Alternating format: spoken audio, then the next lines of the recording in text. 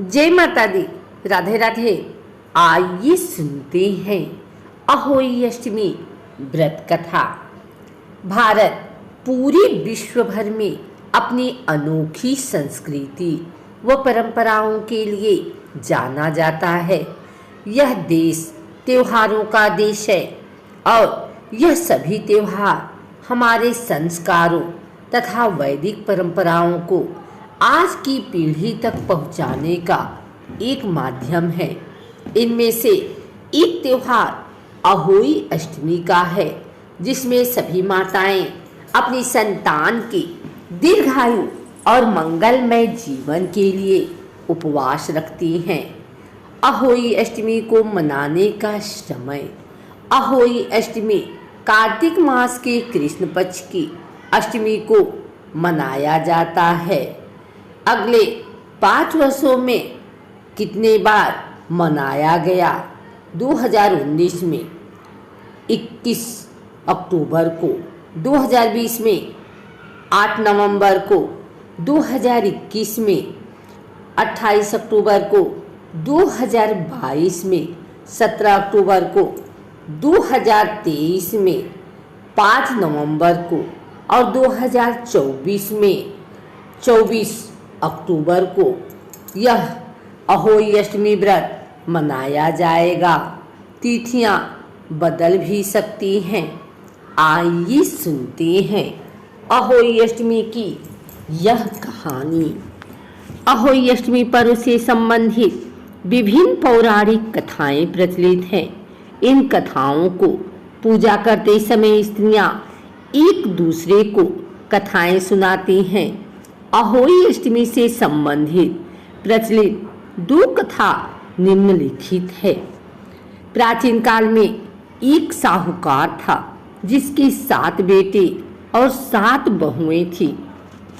इस साहूकार की एक बेटी भी थी, जो दीपावली के अवसर पर ससुराल से मायके आई थी। दीपावली पर घर को लीपने के लिए 7 बहुएं मिट्टी लेने जंगल गए, तो ननद भी उनके साथ जंगल की ओर चल पड़ी। साहूकार की बेटी जहाँ से मिट्टी ले रही थी, उसी स्थान पर शाही अपने 7 बेटों के साथ रहती थी।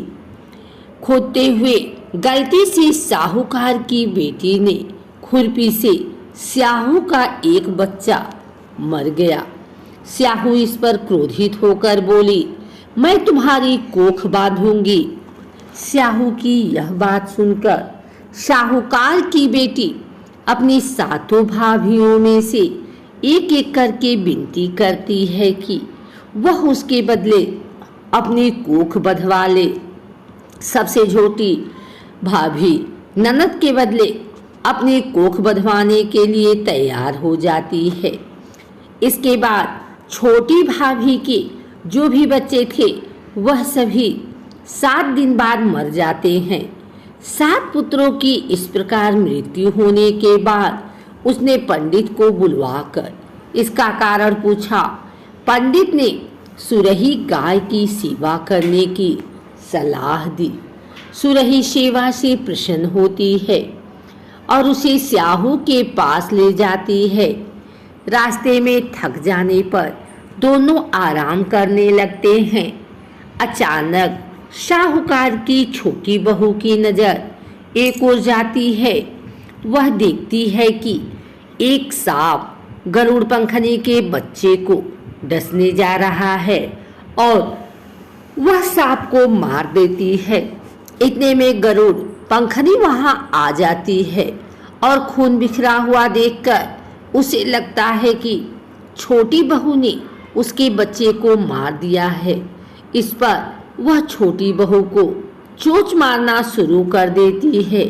छोटी बहू इस पर कहती है कि उसने तो उसके बच्चे की जान बचाई है। गरुड़ पंखनी इस पर खुश होती है और सुरही सहित उन्हें स्याहू के पास पहुंचा देती है। स्याहू छोटी बहू की सेवा से प्रसन्न होकर उसे 7 पुत्र और 7 बहुएं होने का आशीर्वाद देती है। स्याहू के आशीर्वाद से छोटी बहू का घर पुत्र और पौत्र की बधुओं से हरा भरा हो जाता है।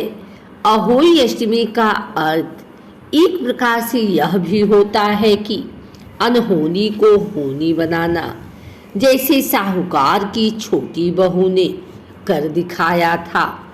एक दूसरी कथा के अनुसार, दंत कथा के अनुसार, एक बार एक औरत अपने 7 पुत्रों के साथ एक गांव में रहती थी। एक दिन कार्तिक महीने में वह औरत मिट्टी खोदने के लिए जंगल में गई। वहां पर उसने गलती से एक पशु के शावक की अपनी कुल्हाड़ी से हत्या कर दी। उस घटना के बाद उस औरत के 7 पुत्र एक एक के बाद मृत्यु को प्राप्त हो गए। इस घटना से दुखी होकर उस औरत ने अपनी कहानी गांव की हर एक औरत को सुनाई। एक बड़ी औरत ने उस औरत को यह सुझाव दिया कि वह माता अहोई अष्टमी की आराधना करे। पशु के शावक की सोते हुए हत्या के पश्चात उस औरत ने शावक का चित्र बनाया और माता अहोई अष्टमी के चित्र के साथ रखकर उनकी पूजा करने लगी। उस औरत ने 7 वर्षों तक अहोई अष्टमी का व्रत रखा और आखिर में उसके 7 पुत्र फिर से जीवित हो गए। अहोई अष्टमी व्रत का महत्व जान लेने के बाद आइए अब जानते हैं कि यह व्रत किस प्रकार किया जाता है। अहोई अष्टमी व्रत की पूजा विधि उत्तर प्रदेश, हरियाणा व उत्तर भारत के अन्य राज्यों में अहोई अष्टमी का व्रत निम्नलिखित तरीके से मनाया जाता है। प्रातःकाल सूर्योदय से पहले सुबह जल्दी उठकर स्नान करने के बाद कुछ फल इत्यादि खाते हैं। मंदिर जाना अथवा घर के मंदिर में पूजा की जाती है। पूरे दिन निर्जला व्रत रखना भी प्रचलित है। शाम के समय बच्चों के साथ बैठकर अहोई अष्टमी माता की पूजा करते हैं। दीवार पर अहोई अष्टमी माता की तस्वीर बनाते हैं अथवा एक कैलेंडर लगाते हैं।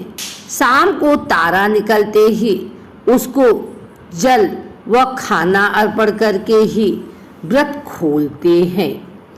अहोई अष्टमी पूजा सामग्री चावल, रोली, मोली अथवा धूप की नाल,